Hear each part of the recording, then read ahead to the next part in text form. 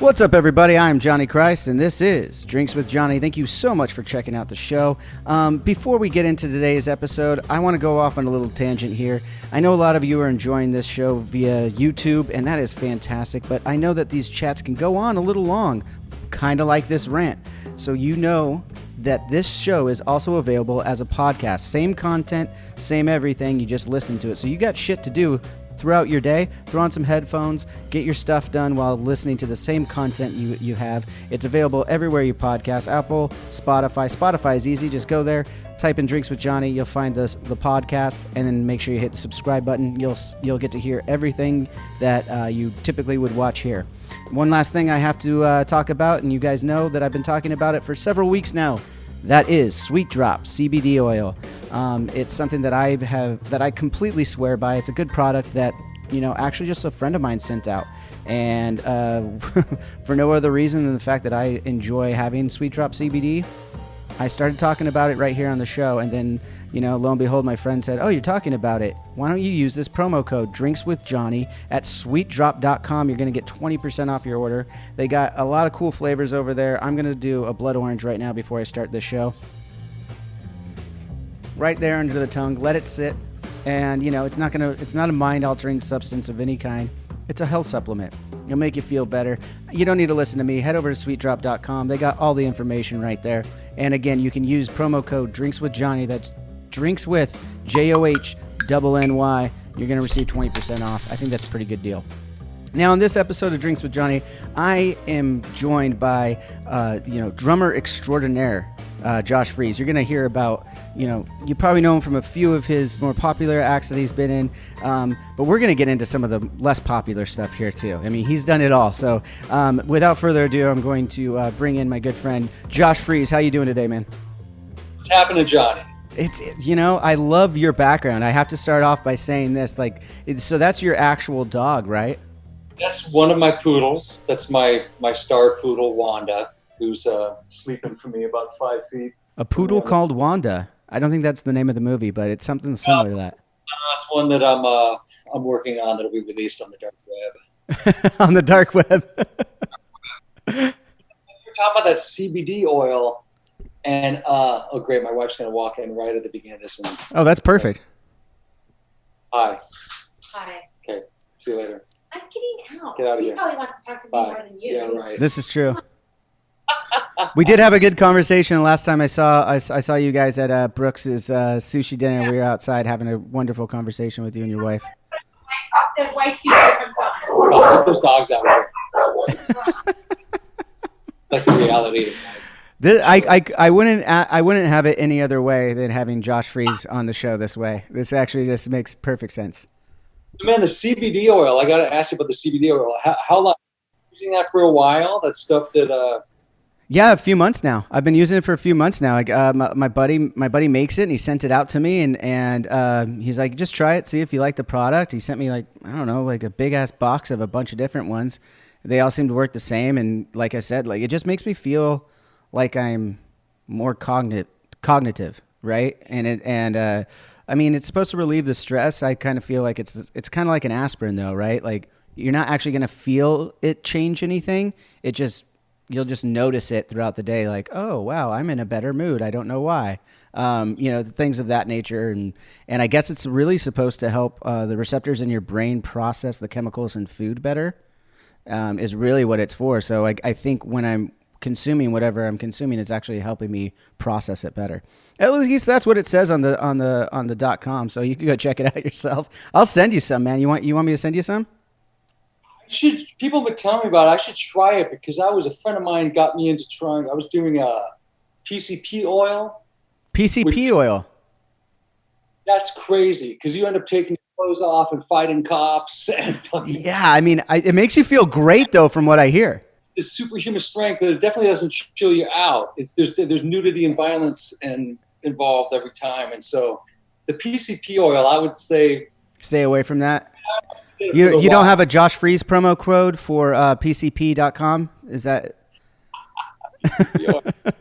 That's how you keep up on the drumming. I was gonna start off the show by asking. I mean, a lot of people might not know, but shit, you play with just about fucking everybody that's ever been in a band or picked up a guitar or went to a vocal mic and sang. I mean, you've been with everybody. A lot of people. And you're still with everyone. I mean, you're bouncing around. Like, you could go to Josh Freese Instagram, and in his description, he names off, like, what is it, like 5 or 10 artists that you're working with currently? You know, I've worked with tons and tons of artists, but a lot of them are people that I just work with in the studio. You know what I mean? So I've got all these credits. Like, I don't go on tour with every last band that I might record with. You know, I'll go to somebody, make a record with somebody, but I'm not in their band. I guess the people that are listed in that thing are people that I've really spent a lot of time with, that I'm a little more involved with, or bands that I've been in that people might know me from in the past, or they might click on one particular thing, or something might click with them. They might go, oh yeah, okay, well shit, I knew he was in the Vandals, but wow, I didn't know he worked at Nine Inch Nails, or that he played in that band, or that he works with so-and-so. So yeah, I rattle off like 6 or 7 things up there, you know? Yeah, no, I know. So I've had the pleasure of getting to know you over the last couple of years. We met. You probably won't remember, and I'm going to jog your memory on that. But I've already known a lot of these things about you. I discovered you as a drummer from the Vandals. It was a band that I grew up listening to and loving, and then learning about, and luckily befriending over the years from doing some Warped tours with you guys. But I want to start off with the head honcho, man. I got to know what it's like touring and playing with fucking Sting. I mean, that's glorious, man. It's great. You know, I mean, he's a legend, and he's, you know, he's written so many great songs and made so many great records. I love the Police growing up. You know, I was a huge fan of Stuart Copeland, as we're near my age.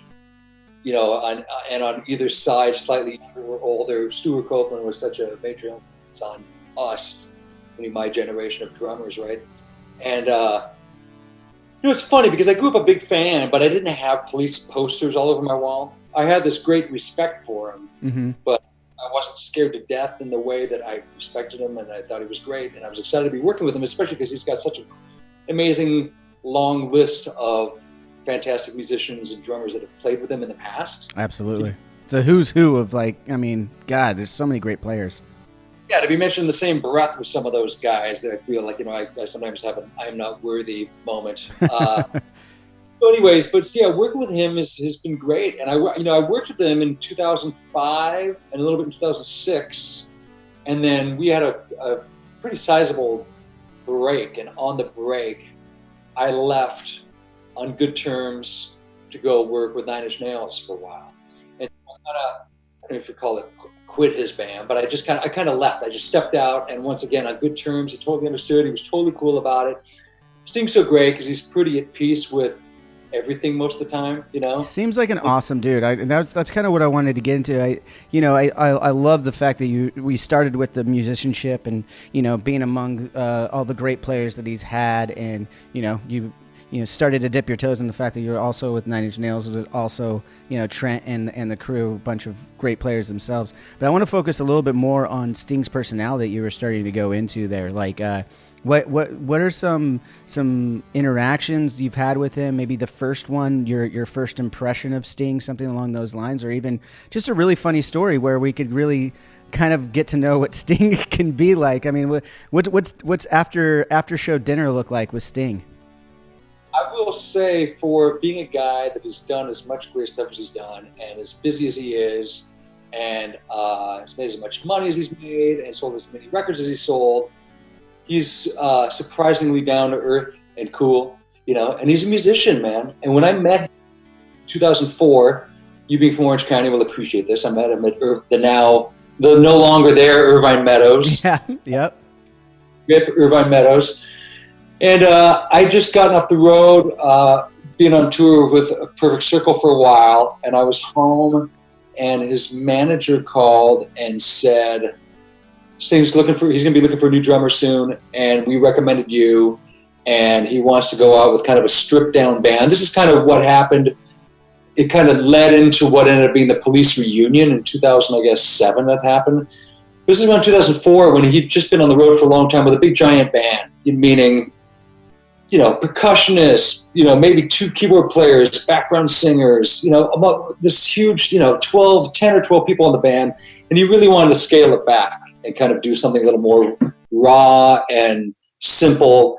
And he wanted to do a tour going out with something he'd never done before, which was just 2 guitars, drums, and him on bass, of course, bass and vocals. So he had some people around him saying, this is the guy you got to get. And so they called me and they said, you want to go down and kind of meet him? He's playing Thursday night or Friday night or whenever it was at Irvine Meadows. You know, would you come down to sound check and meet him and kind of talk with him and see how it goes? So I was like, oh, shit, sure, great. Okay, cool.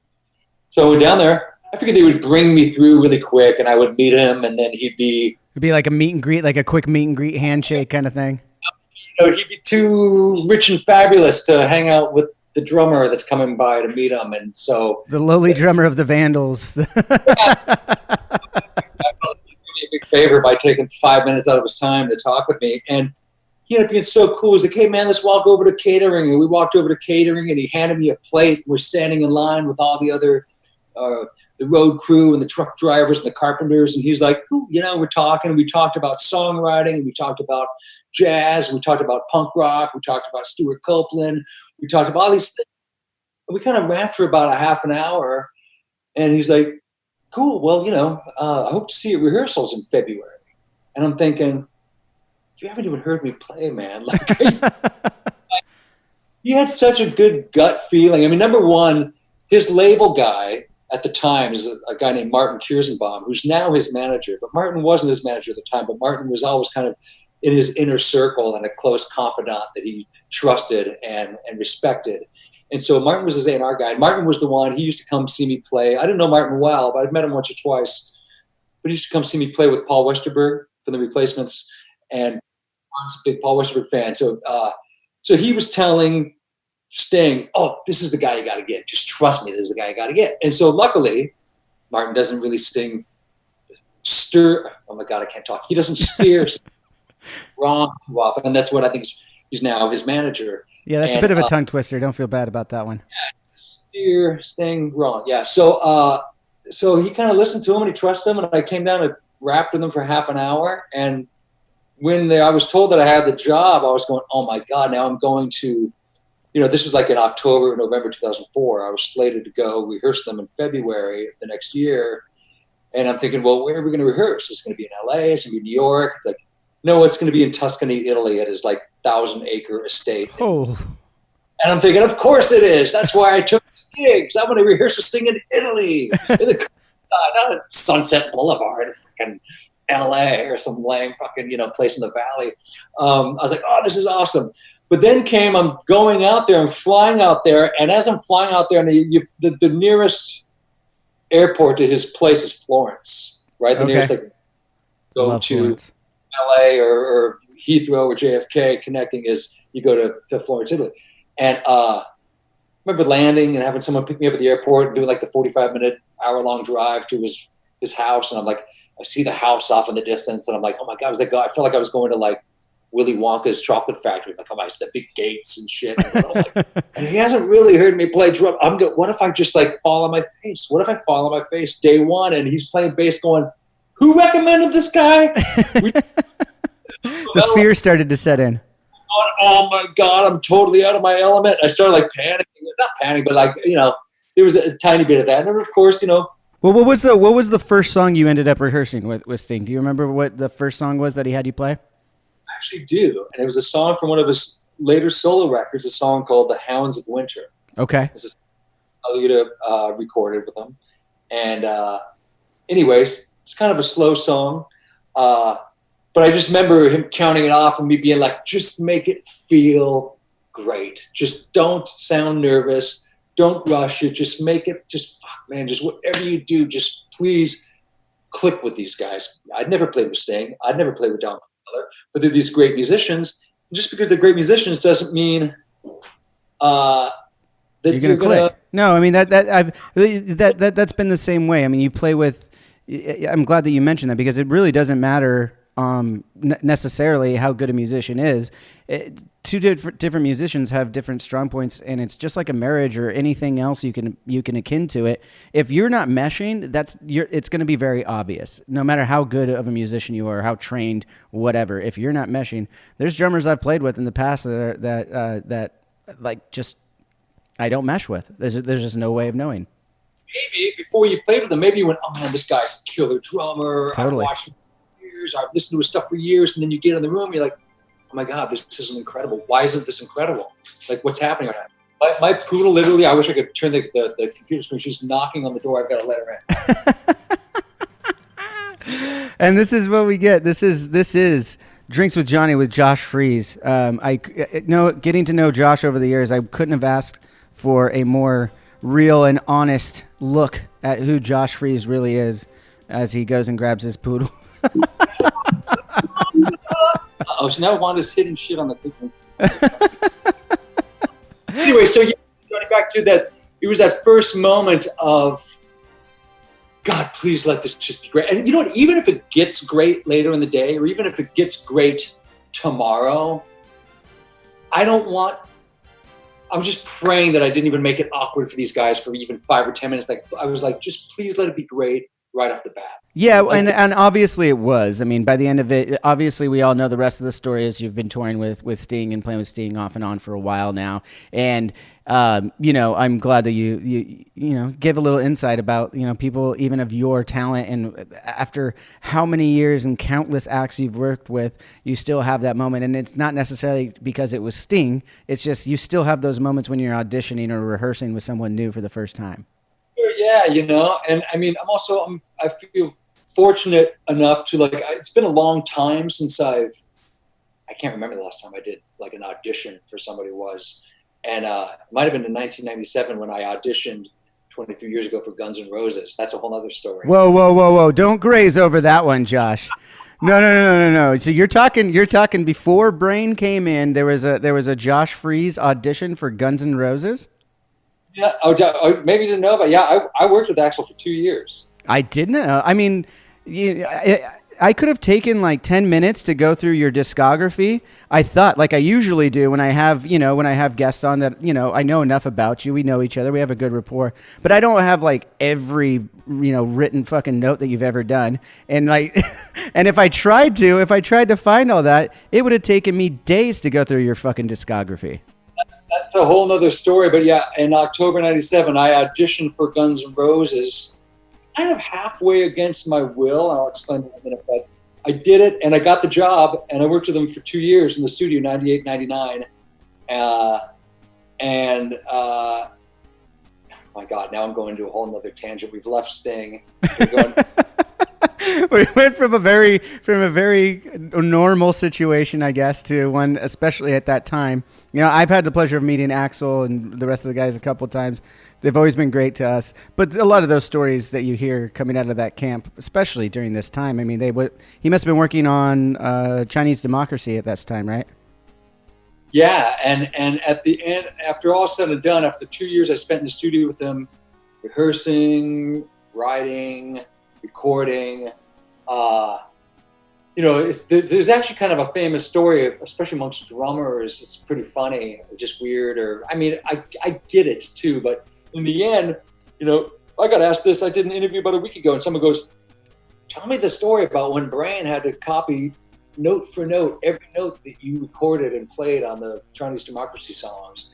And what it was is I already recorded all these songs, but Axl wanted Brain, I think, to feel like he's going to be a part of the thing, because now he joined via, I had gotten kind of Buckethead the job there. Okay. It's going to go like this for a minute. No, that's what people tune into the show for. We want to get into the weeds on some shit. I want to know what you don't say in other interviews. We're not asking the same fucking shit. Let's get into it. Robin Fink, the guitarist for Nine Inch Nails, was playing with Guns N' Roses at the time, and we were in this new configuration of Guns N' Roses. And towards the end of the 2 years that I was there, Robin ended up leaving and rejoining Nine Inch Nails. And we needed a guitar player. We'd auditioned a bunch of guys, and Axl was like, you don't happen to know Bucket? Do you know this guy Buckethead? I was like, yeah, I do know Buckethead. And he came down, and that's a whole another long story, but I will just tell you. So I got into a Buckethead, just like if, let's say you moved out from Iowa to LA with your buddy, or let's say you lived in LA and your buddy from Iowa was going to move to LA, and right when he moved to LA, you ended up moving somewhere else. Yeah. So I told Buckethead, I said, listen, man, they were about to basically give him the job, and I said, I want to let you know that I don't think I'm going to be here too much longer. You know, I've got my 2-year contract is up soon. I don't see these guys leaving the studio anytime too soon. As much as I like everyone down here, and I'm totally cool with Action Everybody. Like, I was kind of on the weekends moonlighting and starting a Perfect Circle with Billy Howardell and Maynard Keenan, and I was like, that seemed like a tangible thing. Like, these guys wanted to go out, let's play gigs tonight. Let's go to a club and play a set. Let's get a record. Whereas actually, there was so many other moving parts in the Guns N' Roses thing, and so much second guessing that it seemed like this isn't going to leave this room anytime soon. Yeah. Guns N' Roses. Well, you trusted your gut on that, and I think we, hindsight, we could all say that was probably definitely the right move at the time. And yeah. It was, but I told Bucket, I said, listen, I don't want you to take this job, me being your friend down here, and as soon as you sign a contract, a month later, me go, see you guys, and I'm out. I want you to know that I might not be here in a couple months. I don't want you to think that I'm abandoning you. I'm giving you this information up front. And so, of course, after I left, Buckethead and Brain being super tight, I was like, of course Brain's going to be the guy, because he's Buckethead's best buddy, and they're going to be like, who should we get on drums? And they had already auditioned like so many people in LA 2-3 years prior when I auditioned and got the job, that I'm thinking, they've already gone through all these drummers. Who else are they going to call? So Brain comes in, and they end up having him, because I think Axl wanted him to feel a part of the band, a part of this project. So he had him re-record the drums, so it's him on the record, but it's like he ended up doing every last open hi-hat and every last ghost note on the snare drum, where like, oh my God, it's playing exactly what I just recorded, which is totally fine. And I don't even I don't mind at all. It doesn't matter to me. And I as much as that sounds a little bit crazy, I also understand in that world where they were coming from with it. But the only thing I really took away from it that I think is that I like, and I always think is kind of funny, when people are discussing Chinese Democracy, the record that is Chinese Democracy, and this record that supposedly cost so much money and took so much time, is that I wrote the title track. I wrote the song Chinese Democracy. No way. Wrote the music and actually wrote the lyrics. And so the one thing I take away from it is like, and it's always funny to me if I walk into a room full of people and I'll go, what are you guys talking about? And they'll be like, we're talking about Chinese Democracy. I'll go, I wrote Chinese Democracy. Holy shit. I don't really know, or I know some people in the room and other people don't know. Me, like, what the hell is this guy talking about? Not the album, but the title track. Yeah. And, well, I didn't even know that. See, this is why I do this show. I could have a dinner with you. We could have conversations, and this would never come up. I normally rattle off to everyone I hang out with that I wrote Chinese Democracy, but I'm not embarrassed of it. I think I like the song. It's a great song. I had no idea that you had a hand in it, let alone fucking wrote it. That's rad. It's just 3 chords. There's nothing special about it other than it's just a cool groove, and it's kind of dirty and rocking, and simple. It's simple, which I like. You know what I mean? It's one of the. Well, one of the other things that's interesting that you write simple when you're such a complicated individual with so many different facets. You started to talk about shortly after this Chinese Democracy. You're starting up a Perfect Circle with Maynard, and what was that? Just take me through a brief little time period of a Perfect Circle, and up to the latest release of Eat the Elephant, which, by the way, I thought was fucking incredible. And we got to play before the pandemic, like on the last tour. I remember. Perfect Circle was playing a few of those songs, and I was on one of the festivals that we played with them, and I was just mesmerized at that time. Like, just that whole record was such a piece of art, man. I loved it. The way that worked is I met Maynard in '97, summer '97. I was playing with Devo on Lollapalooza, back when Lollapalooza was a touring entity, right? And it was a 6-week tour through the States. Anyways, Devo was on the tour, Tool was on the tour, and I became buddies with the Tool guys. Everyone else on the tour said that they were kind of grumpy and didn't really hang out with me. We were only on the tour for 2 weeks, Devo, but they were all Devo fans. So that when Devo popped up on the main stage for 2 weeks, they were on the side of the stage every night, and the same guys that were kind of like, not giving the other bands the time of day. We're kind of like, we'd finish the show and they'd be like, dude, can I get your part of your yellow suit that ripped off? Can I get your stick? This is amazing. Tool fanboying out over fucking Devo. Adam's got good taste. Maynard and Dan, they're all super cool. And I love those guys. So anyways, that's when I kind of met them and became friends with them. Maynard and I bonded on that tour. And then what happened was literally 4 or 5 months later, I go audition for Guns N' Roses. I get the job with Guns N' Roses. I'm now in this recording studio 5 nights a week with Guns N' Roses, and all these, there's guitar techs, there's drum techs, there's engineers, there's Pro Tools guys, there's all these extra people and employees working down there, right? So the guy running the Pro Tools rig was this guy, Billy, whom I didn't know from Matt. I didn't know him, and really cool. And he knew the Pro Tools inside and out back when, this is 23 years ago, back when not everybody knew. Yeah, well, I mean, it was still, that must have been fucking brand new technology at that time, right? Yeah. So Billy had the shit wired, and he said to me one day, he goes, "Hey, you know my roommate?" I'm like, "Oh yeah, who's your roommate?" He goes, Maynard from Tool." I go, "Maynard? What do you mean?" He goes, "Well, he lives out in Arizona, but he rents a room from me, and we're buddies, and I've got a house in North Hollywood. So when he's in LA, like he's got, we share a house together in North Hollywood, but he's only here like part-time." I'm like, "Oh, that's cool. Right on. Cool." So I was like, "Well, tell him hi. I like Maynard." And got to a couple weeks later, we're in the studio. I'm with this guy, Billy, every night, and we're kind of becoming friends. And we're in the studio, and one night, I'm walking through like the kitchenette area at the studio, and Billy's on the phone. He goes, "Hey, Josh." He goes, "Here." And he hands me the phone. I'm like, "Who is it?" He goes, "It's Maynard." I go, "Hey, what's happening, man?" And he goes, "Hey," he goes, "that guy you're hanging out with right now, that guy, Billy?" I go, "Yeah." He goes, "He's way too modest and cool, but he writes awesome fucking songs. And I want to start a band with him, and you should be the drummer." I was like, okay, well, I'd like to hear it, And so Billy played me some stuff, and it was cool, and it was different, and Maynard was really passionate about it. He was going through one of those things where he was tired of the Tool guys taking too long. So, I mean, I can't judge any of that stuff because totally. I wouldn't ask you to speculate about that stuff, but yeah, enough people have heard the story. If you haven't, or stories, you can find them on Google. Fuck off. Yeah. So anyways, Maynard's like, "I want to make a record. I want to make it with Billy. You got to be the guy." And so we kind of all started hanging out, and it was kind of this thing I did on the weekends. Like I was working with Guns N' Roses during the week, and then Saturday or Sunday we'd go rehearse and do some demos, and then we're going to play a gig. Okay, now we're going to do this, and there's a little couple of club things here and there. And also in the beginning, because I was still tied down to the Guns N' Roses situation and under contract with them, they were also they did a few gigs with Tim Alexander from Primus. Oh, dude, love Tim Alexander's playing, by the way. Fucking, not to take away from this story, but goddamn, Primus is good. Tim Alexander's best. Him, was an original and a unique, awesome musician. And so he was playing with them as well. Him and Maynard had been friends years before with Primus Tool play shows. Longer.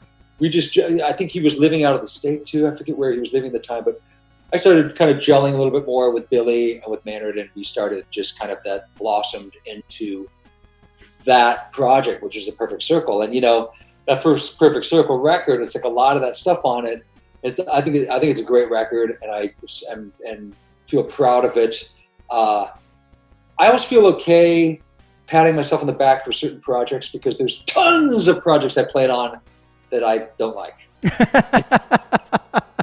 What are some of those ones that you didn't like, Josh? That I recorded that I cringe when I hear my drumming. Go, God, this sucks. So when there's something good, because I know other guys. Wait. You got to name at least one of those projects for us to go check out, dude. Oh man, I don't know. I'm not here to throw anyone under the bus right now. Not right now. When the camera's off, all right. It was, so it's like, because I know other musicians that would be like, whatever they've done is better than the last thing they did all the time. It's always incredible. And it's like, at least for me, man, that's not the case. There's plenty of crap that happens and isn't as good as the last thing. And then when things do pop up that are special, I feel okay. Because I used to not feel okay saying, "Oh man, I love that record," or "I think that song I wrote was great," or "I think those drums I did are really great." I used to feel funny saying that. I mean, I can understand that. I mean, it's hard to pat yourself on the back sometimes and not look like a douchebag. You know what I mean? At the end of the day, I really like what it did, but then I'm going to sound like a fucking douche.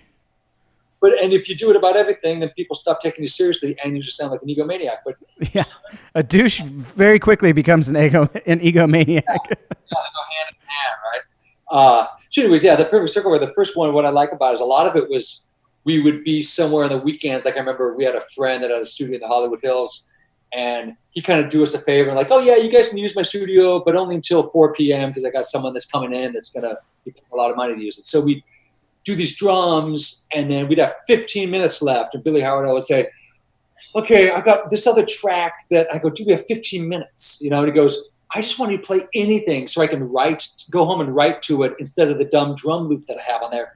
Just like crap something out real quick and I'll fix it and I'll do this and that. Just play whatever.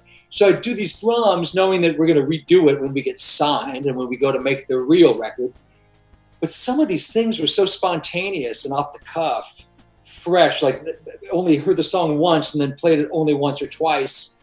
That wasn't like that for every song. But there's a couple songs on that record where like you'll listen to it and go, God, there's a really strange drum fill in the first verse, like at the first line of the first verse. Like why did normally you're not supposed to do that? Yeah, you got to build. You're supposed to build and build anticipation throughout a song and give a feel and a theme. So there's some shit that is kind of like technically wrong about it, like thematically or arrangement wise. But in the end, we kept it and we had this great mixer mix the album, Alan Moulder, The Cure, and 9 Inch Nails, and Smashing Pumpkins.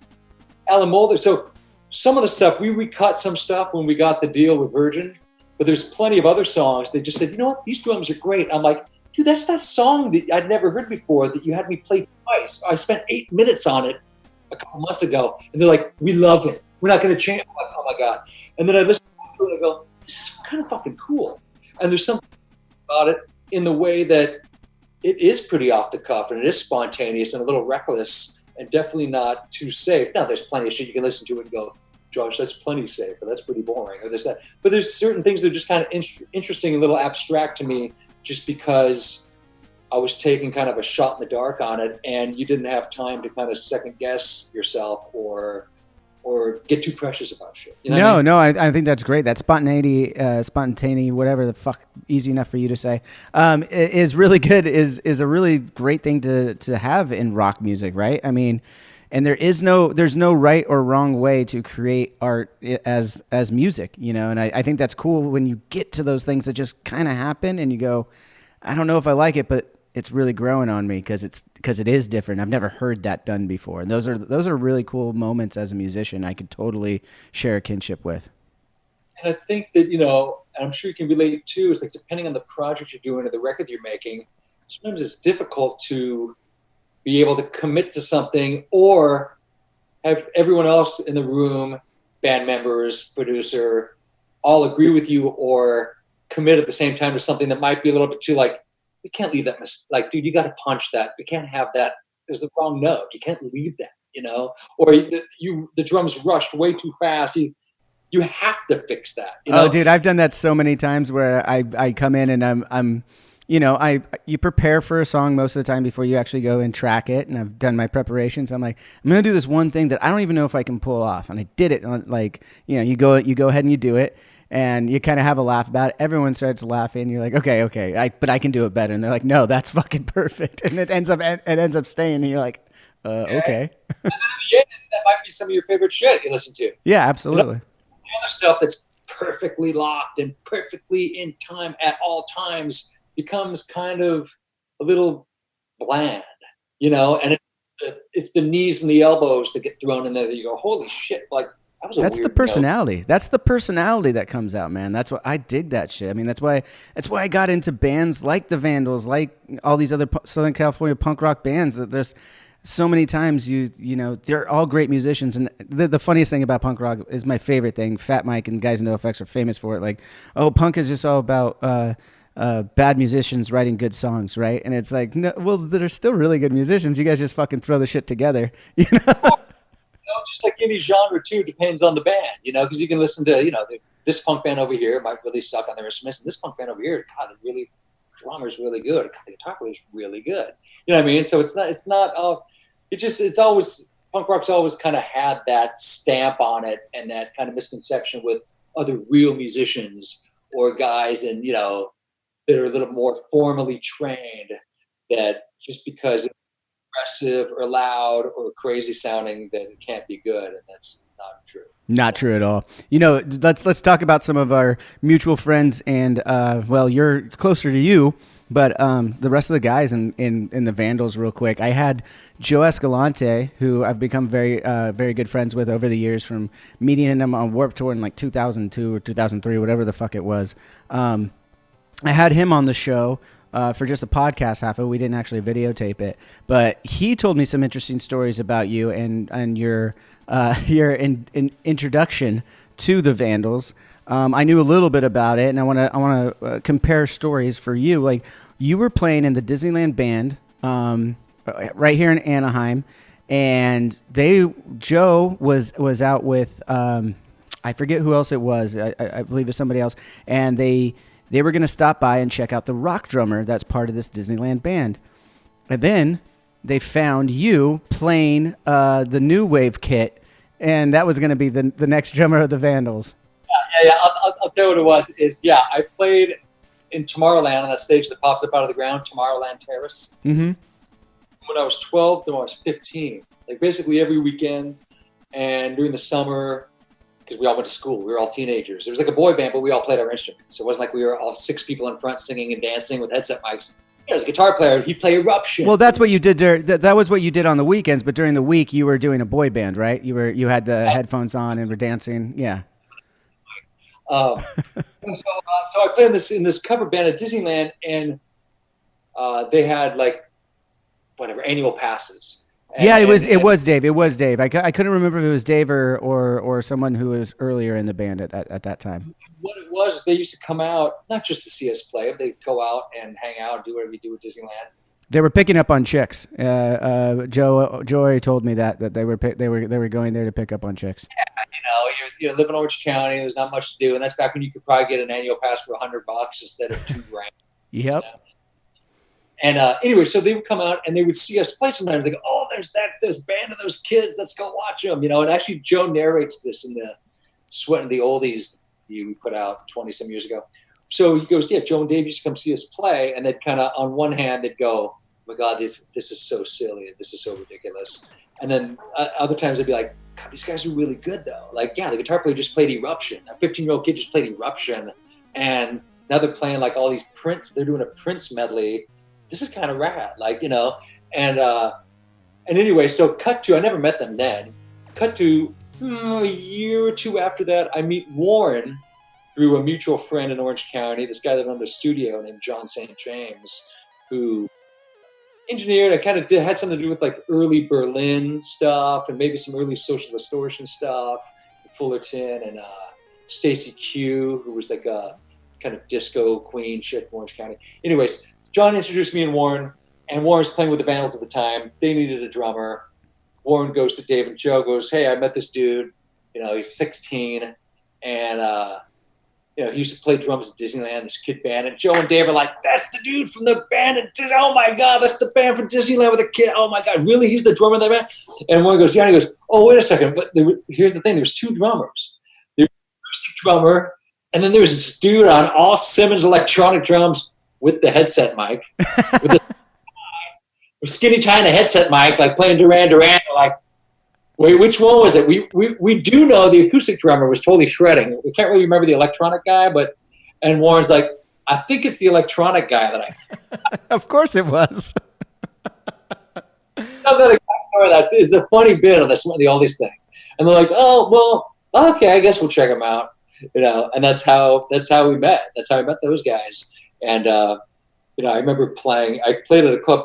I don't know if it's still there. The club in Costa Mesa. Coos Cafe?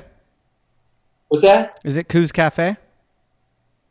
Well, for a long time, it was called Detroit. It might have been before. Yeah, it might have been. That might have been the same place that eventually became Coos Cafe.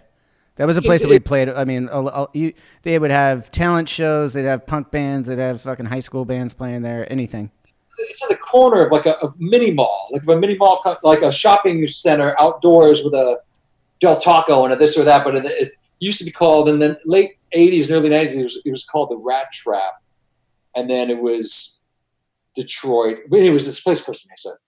And I was playing with a band there, and Warren brought Dave and Joe to come meet me, like see me play, and for us to meet. And that was the first time I met those guys. Was there, and it was a trip because also I was young enough to think that if you were in a punk band, you had to have a purple mohawk and you had to be covered in tattoos, and there's all these things that you were supposed to kind of look like, sort of. And the Vandals didn't look like that at all. And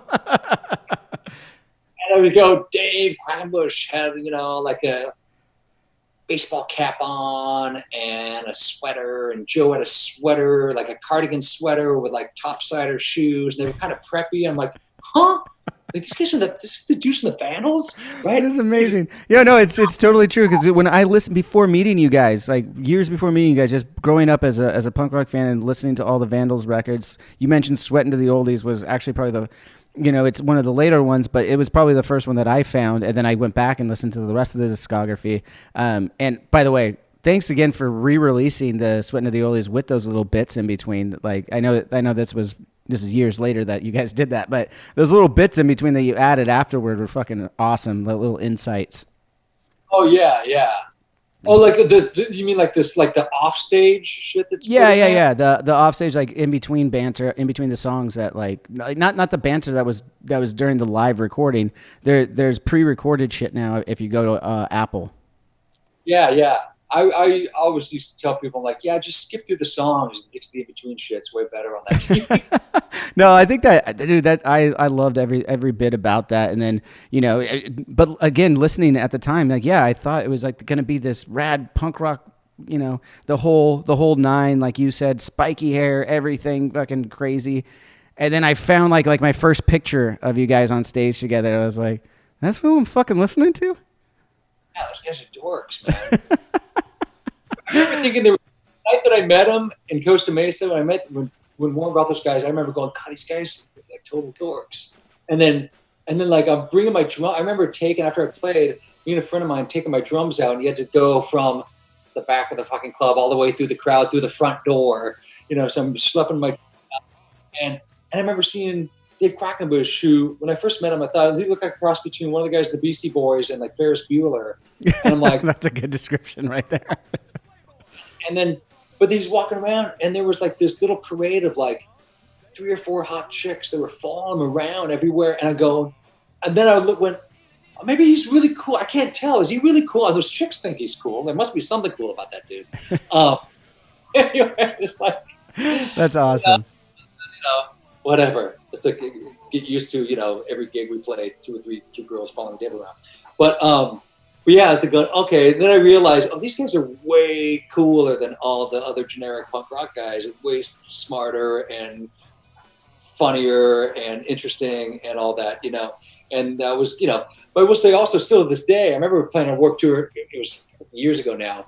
Like one of the guys from Rancid or something being on our bus, and they're looking around at us and we're talking. It dawned on them, and we'd known them for a long time, but they went, do not one of you guys have a single tattoo? We're looking at us.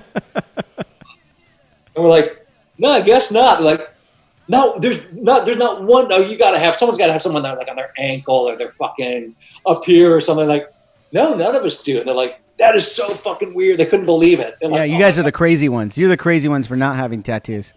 Tattoos, what's wrong with you guys? But even weirder, I don't know if he still has them, but Joe, I'm lying a little bit. Joe has some tattoos, but they're all on his teeth. You know about that? I didn't know he had tattoos on his teeth. How did I let that slip by me when I had him on the podcast? What kind of tattoos does he have on his teeth?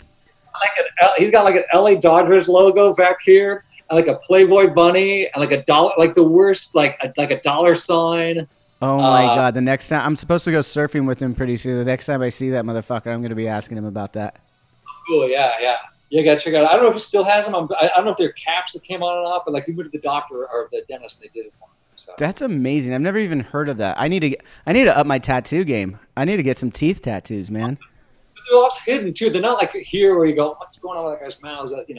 Well, I think that's how he got away with it, right? I mean, that would have been very frowned upon in his Catholic religious beliefs. Back you can like check it out. You go like, you're like, oh shit. I want to ask you about 2 early times that I met you to see if you even remember these. One of the times We'll go back to the very first time in a second, but I think this one segues a little bit about you guys and the Vandals. Me and Jimmy, the Rev, came out to see you guys play at the Hollywood House of Blues.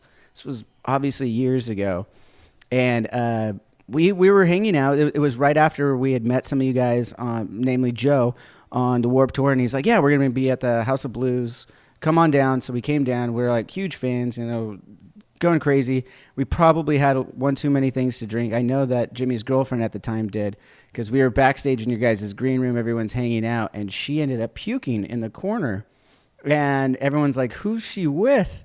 And Quackenbush goes up, is like, "She's with you guys?" And we're like, "Yep." He's like, "God damn it," and just like walked away. We were so embarrassed. Just another backstage with the Vandals, girls puking in the corner. Yeah. But Dave's a funny one because Dave hasn't drank since I met him. He gave up drinking early on, and so he's one of those dudes too that he's so kind of reserved and mellow, and that especially if there's people really drunk, and if he's really drunk at his backstage, our backstage area, whatever, he's got very little tolerance. Yeah, you could tell. We could tell. We were like, oh, okay, that was a faux pas right there. Oh, whatever.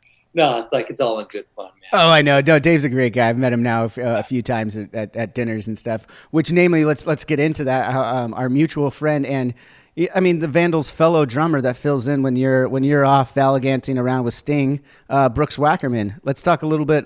I have a segment on the show because everyone knows Brooks Wackerman. He's like you. He's worked on a million projects. So, do you know the segment is called? We already know the answer to this one. Do you know Brooks Wackerman? Now, tell me about the first time you ever met Brooks and what you guys talked about. Well, I will tell you this. I've known Brooks long enough that not only can I not remember the first time I met him, but the conversation was probably me telling him and my little brother to leave me alone or get out of my room or something, because he was friends with my little brother. And is that Jason, right? I still call my little brother. He's a fucking grown-ass man. Yeah, Josh Freese, who, for those of you who don't know, is an amazing keyboardist, I guess, or pianist. He plays everything with keys on it, I guess. And he actually played a lot of the stuff on the stage for us on our last record. On your record, man. He loved it, too. He loves you guys. He's a great dude. We had a blast working with him. Yeah. So anyways, Jason and Brooks were friends. We all kind of knew the Wackerman family because my family was a musical family from Orange County. We lived a little more inland, and my dad conducted the band, hired music out of Disneyland. So he knew some of Brooks' older brothers, knew Chet, Bob, and John, who were all musicians that came up in Orange County. And their dad had taught music forever, right, in I think Seal Beach and Long Beach area. Anyways, Brooks was the youngest of all the brothers, and he played drums. And he was, I think, 2 years younger than me. So of course, now as adults, it's easy to hang out when someone's 2 years younger than you. But when you're 9 or 8. Oh, yeah, no, that would, dude, I grew up with the rest of the guys in the band. We grew up around the same area. They wouldn't have hung out with me. I was one of my oldest brother was their friend. So I was the little shit. But now, many years later, we're all best friends, Yeah. So the way I met Brooks was Jason's friend. And he maybe had just started sort of playing drums. And I was probably, I'm just going to guess and say I was maybe 10 or 11, probably when I met him. He would have been 7 or 8, So, I mean, it was shit, great. Man, I didn't know it went back that far. Fuck. Go back that far. And my brother Jason and Brooks would come out and watch my band play out at Disneyland. And back then, Brooks was so young and he was so new. I mean, I was 11 or 12 myself, but Brooks was so young and new to playing drums, whatever.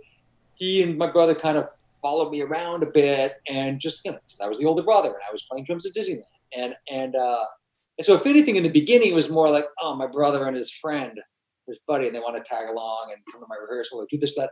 So it's so funny to think back to that now because Brooks has been such a good friend for so long, and a musical peer of mine and crony, and someone we've been able to lean on each other a lot.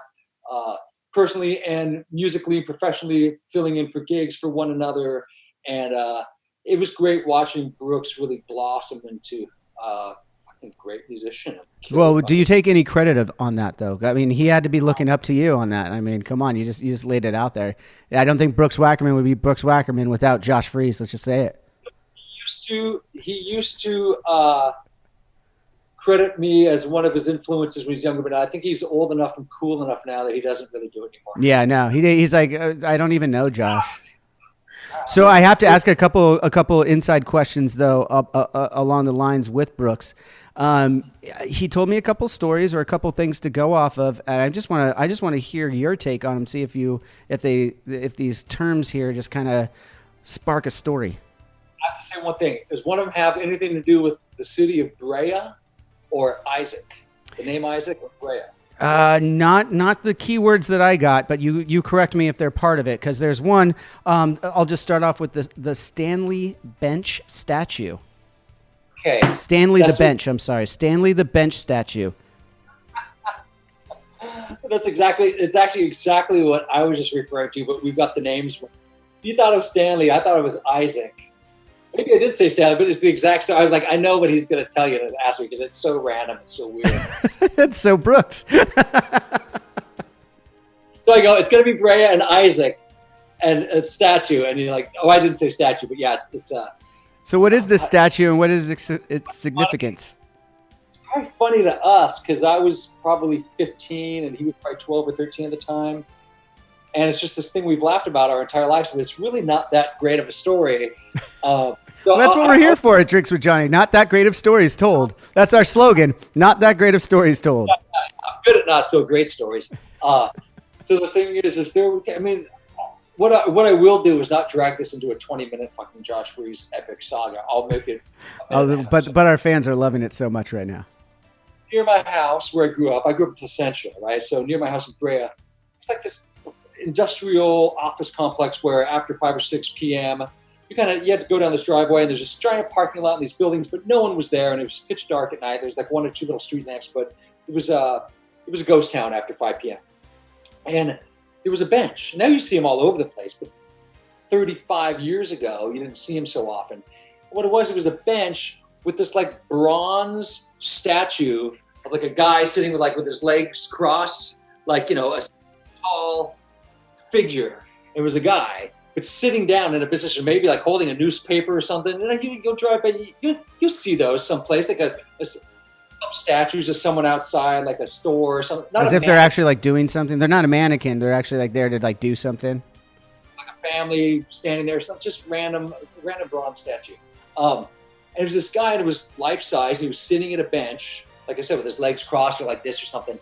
And so the way it became this stupid thing that bored kids in suburban Orange County, at least in my neighborhood, would do, we would always kind of like, you know, christen someone or jump them into our little scene by doing this. We'd go, oh, hey, because it was done to me. And so we did it at Brooks, which was, we go to Brooks and go, hey, man, we met this guy. Let's say his name's Stanley. Or we said his name was Stanley. I said it was Isaac.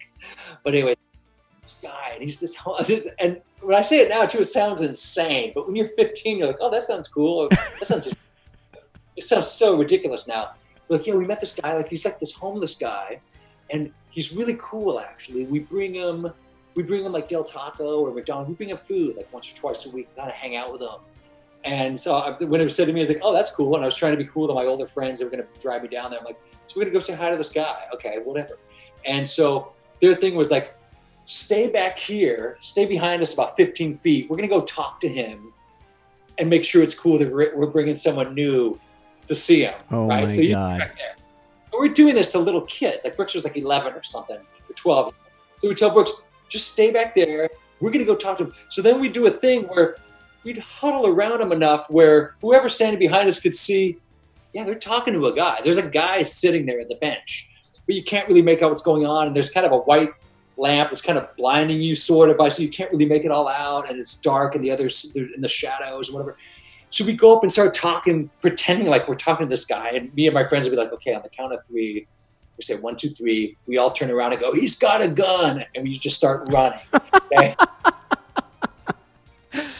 We're like, Brooks is 10 feet behind us, 5th grade Brooks Wackerman sitting there waiting. And we go, okay, ready, 1, 2, 3. He's got a gun! And everyone runs and starts running, smells the can, and Brooks will go shitting his pants. Oh my God! Like, you freak out, you think you're gonna die. And then we all start laughing. And then the person's confused, and you assholes, and that's the story. So it's not that great, other than we... I thought there was like pee involved or of some kind. Was there pee? Oh, right. I think on this particular one, that's what it was. So I understand. My understanding that was you're selling the story a little short because that is hilarious, and there's probably people who know exactly what little statue you're talking about. Still there, they take pictures with their family, but now you need to add the pee element to it, my friend. I forgot because we've done this probably 20 times to different people, and it was fucking 35 years ago or whatever, so it's hard for me to remember every last one that we did. Usually the go-to one was, he's got a gun, and you turn around and whoever actually, the new guy you brought with you is shitting their pants, their life's flashing before their eyes. So it's usually he's got a gun and you run, but I think that's what it was. And I don't know if I can take credit for it. Brooks might remember more vividly than I, because he was probably like, holy shit. It might have been my brother, might have been one of my friends. But we went up, and as we're talking to them, and as Brooks is kind of looking over, one of us dropped him, like I said, might have been me, dropped my pants and started like peeing on his leg. And where now Brooks is going, holy shit, Josh is peeing on that man's leg. Like, what's You're going to get killed. He might not have a gun, but we're dead now. Yeah, no, he's pissed. He's pissed in more ways than one. Thank you for reminding me, Johnny. I would have never remembered that unless you said that. Yes, there was pee involved. That's hilarious. But again, I want to point out that there's probably families or little kids that have take pictures with that statue that you've peed on now. I'm going to write a song on the statue. Yeah, no, I think you should. Now, the last question that I'll ask about Brooks, and then we'll move on to like one or two more things. But the other thing that he mentioned, the story that I have to ask about, is a tour when he was with Bad Religion and you guys, then Vandals tour you guys were doing, and there was some sort of summer brew that he drank. Summer brew. What is summer brew? Okay, I couldn't tell you what's in it. And it was nothing. It was fucking whatever. Peach schnapps and fucking pineapple juice. I mean, just make up a stupid drink. It was just some stupid fruity drink with booze in it. And the thing is, Brooks never, ever drank ever, or I think may have not even tasted alcohol till maybe 10 years ago, right? Until he was in his 30s or mid-30s. He still doesn't drink real alcohol. We actually have a drink, and he's made it, and we've made it here on the show, the Wackerman. It's Malibu rum and pineapple juice, which is, that's not real alcohol. I know. And, you're right. It's like a Capri Sun, basically, But I used to like Malibu rum. And, but yeah, it's super just, it's like candy, right? It's like fucking heist. It's like fruit, just Five Alive or some fruit juice or something. So anyways, so we meet up on some tour. We went on tour together, but like we had met up to play like, oh, cool. Sometimes you'd be on tour and you're not touring with someone, but you might be doing your own tour, but someone will go, hey, on Saturday night, you're actually playing this festival. It's not your own gig. It's a festival. And this band's on it. You go, cool. We're going to see some old friends, or we're going to see some bands we hate, or whatever. So this was like, oh, guys, on Friday night, you're playing Bad Religion in fucking Boise, or wherever the hell it was. Oh, cool. Great. Bad Religion. So we show up, and I'd heard someone said, I don't know if it was someone in the band or Brooks himself, or someone said, oh, yeah, Brooks has been having a drink once in a while.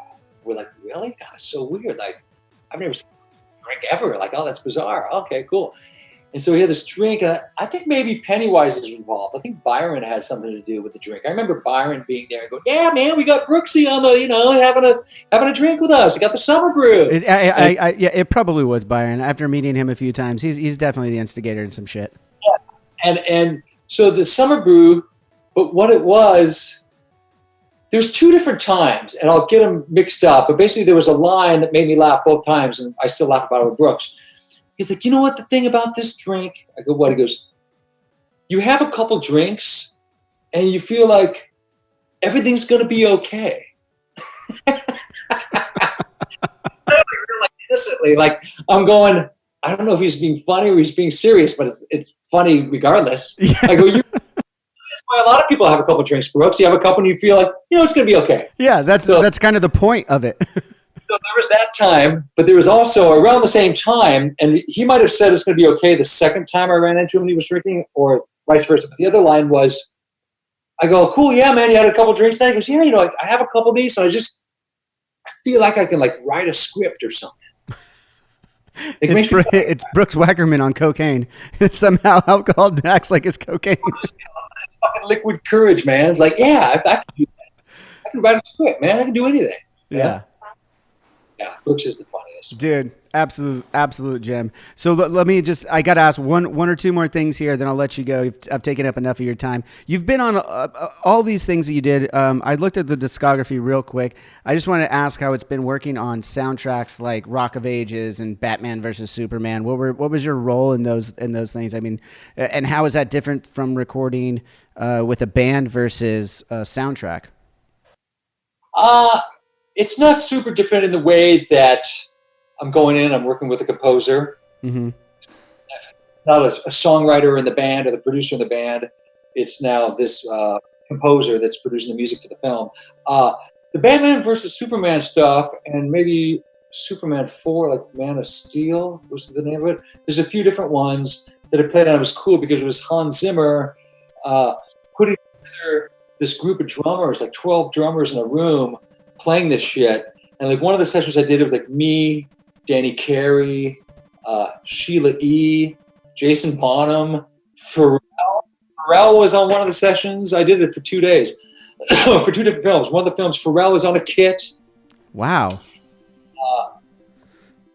A bunch of different people. I can't remember everybody, to be honest, but a bunch of famous, like 12 famous drummers. John Robinson, Peter Erskine was on one, from Weather Reports and shit. And it's like, but it's funny because I think it was more like these ones in particular, the ones with the 12 awesome drummers in the room, me excluded, was No. We already said it's okay to pat yourself on the back, Josh. We already got that back. Go in and they play us the like, okay, I want you to come into this giant control room down at the 20th Century Fox on the soundstage or whatever. I'm going to play you the temp. Like, I'm going to play you the scene and play you the temp, drums, and what we have up there that we're going to redo with you guys in the room. And they play it for us, of course, because it's Hans Zimmer, and he's got these guys that work for him, and like the samples they're using and the technology and everything. It's so tiered up here. It's so like, class A and like as good as it gets. So he plays these things and he's wanting to, have it be this dramatic effect. So the speakers were on fucking stun, right? It's super fucking loud. And the samples sound killer. He's showing us this fight scene and the drums are going do do do do do do do do do do do do do do do do, and there's 35 layers of samples and you're going, this sounds fucking killer. And I remember like turning around to like Danny Carey or someone going, what are we doing here, dude? Like, this sounds killer. You can tell me 100 awesome drummers. I wouldn't know. Well, it sounds killer. So anyways, at the same time, I don't want to talk myself out of a gig, so I don't want to pull Hans Zimmer aside and go, dude, you don't need us. We're going to go home. That's incredible. I got to ask you about the Tupac picture story, though. I saw on your Instagram the other day. You said that there was a story behind the Tupac picture on your Instagram post.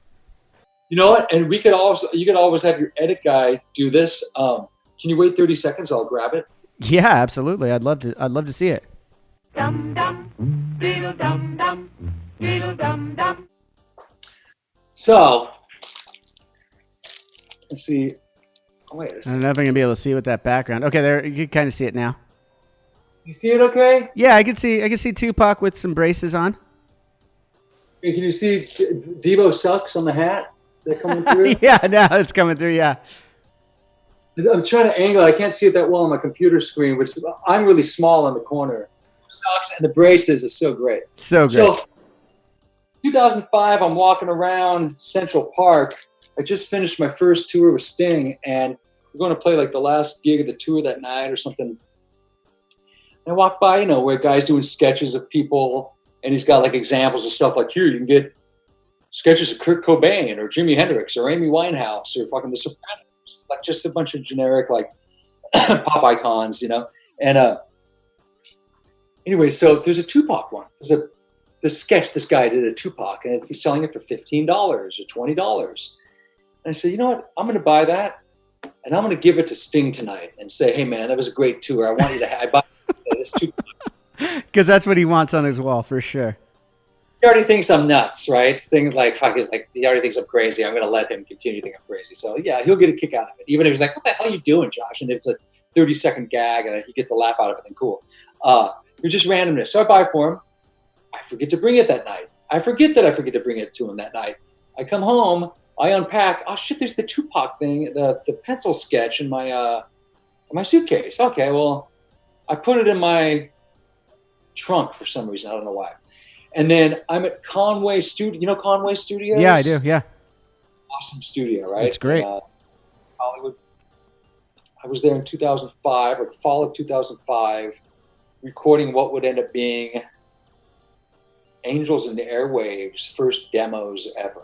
Wow. And then there was Tom DeLonge. That's a long story. I don't need to go into. We'll have to have you back, and I'm going to ask you about Angels and Airways next time because I know Brooks has worked with Tom DeLonge too, and there's definitely some stories we'll get into next time on that one. So I'm there recording with Tom what was his first ever demos and recordings for Angels and Airwaves, and that was in my trunk, and we're out in the parking lot talking about something, and he looks and goes, what's this Tupac thing doing in your trunk? Oh, whatever. Yeah, I told him the story. So he takes it out, and he takes just like a ballpoint pen, and he does perfect tone, does the braces on him, right? Because Tupac didn't wear braces. He's got a big smile. He does the braces, and it looks legit. It looks like, oh, I didn't know Tupac had braces. You look at it, it looks totally legit. So that's Tom DeLonge's braces he done there. And then it continued to sit in my car forever. And I brought it in one day to a Devo rehearsal. And I think there's a plastic wrapping around it, which helps the way Mark was able to do it. His hat used to say, I've never taken it out of this thing because I don't want to fuck it up, but I think it says like White Sox over his thing. But Mark took a black pen, and Mark, the singer from Devo, ended up just doctoring it enough to where it went from White Sox to Devo Sucks. That's awesome. Devo Sucks, braces Tupac, and it's one of my favorite pieces of art now. And it's got a story. That's the best art in the world, is it has a story. 3 stories involving Sting, Tom DeLonge, and Mark Mothersbaugh. Yeah, there you go. That's patting yourself on the back a little bit right there. So you've been touring forever now. I mean, shit. Going back to Disneyland wasn't really touring, but then shortly after that you're starting to tour. And I saw you post about this, so I just want to give you a moment to talk a little bit about the Nito Save Live Music thing that it looks like you're getting involved with. Give you a little minute to talk about that. Well, the thing about that is, and where I think was slightly misunderstood, not by everybody, but somebody, and I commented on my own post because I was like, wait a second, maybe I should have spelt this out a little bit more, or it'd take the people to be able to go click on it to really read about it more in detail so I'm not giving them any misinformation right now.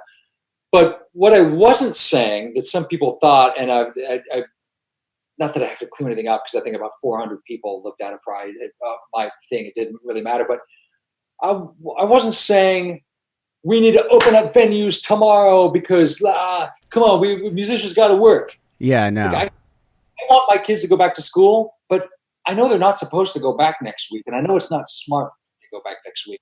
And I say that being someone that I won't even tell you where I stand politically, but it's funny when people talk about this pandemic being political because I was talking about it with my wife the other day. Tell someone from Australia or Mexico or Brazil or fucking France that's political because they don't care who our president is. They don't care whether you're Democrat or Republican. Neither does the virus. This thing is happening no matter who you believe in or don't believe in. It's happening. So anyways, for me, I didn't want to be one of those. I wasn't saying, man, what's wrong with this? This is a false pandemic. We got to open everything back up and open up those clubs and theaters pronto. No, that's a horrible idea. This is more looking for some sort of relief fund going for freelance musicians, road crew people, truck drivers, promoters, agents, club owners, theater owners that are now completely out of work and can't do shit about it because... And no one was planning for anything like this, too. I think that's an important part to remind everyone. No one planned for this to happen. It wasn't, a lot of these people are working same as anybody else who has what we would call a normal job. They're still living paycheck to paycheck. I know a lot of crew members and everybody like that are just really just in bad times right now because of this. Absolutely, absolutely. So this is something that we're trying to, and my friend Stormy Shepard at Shepard from Leave Home Booking, who's booked the Vandals forever and the Offspring and a bunch of bands. She's kind of helped put together and has been a big spokesperson for and cheerleader for, and it's gotten some of her friends involved in it. And yeah, I mean, it's just trying to raise awareness to see if we can get some money for some of those people. And I don't know if when I say some of those people, I'm not necessarily talking about me. I'm talking about just road crew guys. Like you said, the people who are putting the shows together, the promoters, everybody that's out of a job. I mean, it's quick to think for a lot of people to look at the musicians that are doing the music and everything and look at them and go like, oh, they're fine. Like, yeah, for the most part, we probably are. But there's a lot of other things that go into putting on that show that you love, and those people are very much hurting right now. So I think this NITO initiative is a good thing. And you and I might have some rock star friends that were able to save some money. But I know a lot of musicians, I'm sure you do too, musicians that work paycheck to paycheck, and they play in a cover band 5 nights a week, and they do this and that. And when you're not able to do that, it's like, God, man, it's a lot of people that are in a really tough position right now. And because they don't work for a corporation or have, like you just said a minute ago, a real job, it's tough to get attention to them and have the government look over at that people in that line of work to help out. Absolutely. Is there, so where can the people go to help out with this charity run? Do you have a place, or should I go find it? NITOLive.org. It's NITOLIVE.org, and you can real stuff there instead of me misquoting things. Yeah, that's where all the information is at nitolive.org. Everyone can see that. We'll put a nice little banner out there for you. Before we wrap up here, I want to ask you, do you remember the very first time you and I ever met? It wasn't when the girl was puking backstage, was it? No, we met before that, randomly, very randomly. On the Warped Tour, no? No. That when you and I very first met, you and Jimmy had known each other before, and we were at a random house party here in Huntington Beach. Oh, right. Do you remember that? I do, but I don't remember whose house it was. I don't remember whose house it was either, and I don't even know why we were there. I distinctly remember the conversation between you and Jimmy was like, you both realized, who each other was. Avenged had some success at this point, not huge, but had some success at this point. You had been a touring musician forever, and both of you looked at each other at this barely out of high school house party, and you both looked at each other like, what are you doing here? And you said it right back to him, what are you doing here? And then we all started talking about the randomness of being at this like late teen, early 20s house party in Huntington Beach. I do remember that. I absolutely remember that, but I didn't know then, and I don't know why we were there. I don't know either, but I know at the end of it, some poor kid's convertible outside started getting tomahawk chopped by me and Jimmy because we had too many things to drink, and we just thought it would be hilarious if we just start screaming at the top of our lungs and tomahawk chopping this convertible, and some poor kid came out and goes, "That's my car."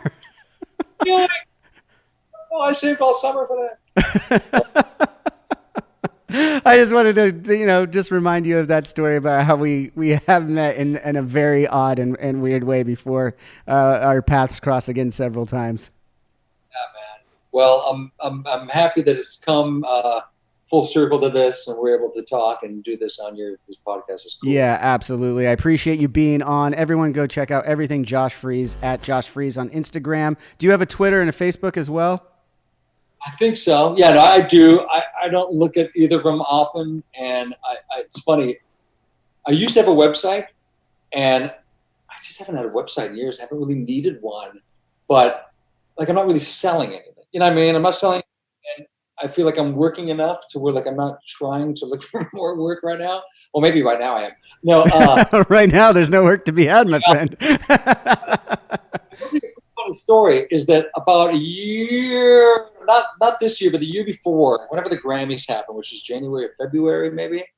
So 2019, I was actually rehearsing with the Vandals, and I get a text from a guy that says, "Hey," and I couldn't even tell you the guy's name. "Hey, Josh, this is so-and-so. I got your number from so-and-so. I'm Lady Gaga's musical director, and we're in a bind. We're playing the Grammys on Sunday night. And this was like on a Wednesday or something. Our drummer, something happened. I don't know what the hell happened with the drummer, but her drummer can't do it. Can you play with us Sunday night? I was like, holy shit. And of course I saw it like an hour after it came in. So they've, of course, because they're panicking, they've called probably out 20 guys. Are you free Sunday? The other guy, asked him if he's free. So I waited an hour and a half to even get back to the dude. And I'm like, hey, I'm probably too late, but I am free Sunday night, and I'm down to do it if you want. He goes, okay, cool. And he goes, yeah, of course they'd already been talking to a bunch of other people. And he goes, hey, so I can tell her manager, what's your website? So we're gonna get your website. And I went, I said, man, I don't have a website. And he stopped and he goes, really? You don't? Dumbfounded. And there was a pause, and he goes, oh man, he goes, he went from going, this guy's a complete idiot, to going, this guy's the coolest guy in the world. He goes, oh, that is so cool. So that's the coolest. You could find Josh Freese at Josh Freese on Instagram, and I don't have a .com, right? Yeah, but he was like, dude, I go, well, I gotta be honest, like I've been busy enough not having a website that I'm not, it's worked out okay for me so far. It's a good problem to have. It's a good problem to have, Josh. I might put one together just for the fuck of it. Just, I don't know, put some stupid artwork or photos or. You gotta start with the Tupac art. You gotta start. That's gotta be the first thing up there. Yeah, little poodle art. Little poodle art. Yes, good old Wanda. All right, man. Well, thanks again so much for being on the show, and thanks to all of you for checking it out. Until next time, cheers.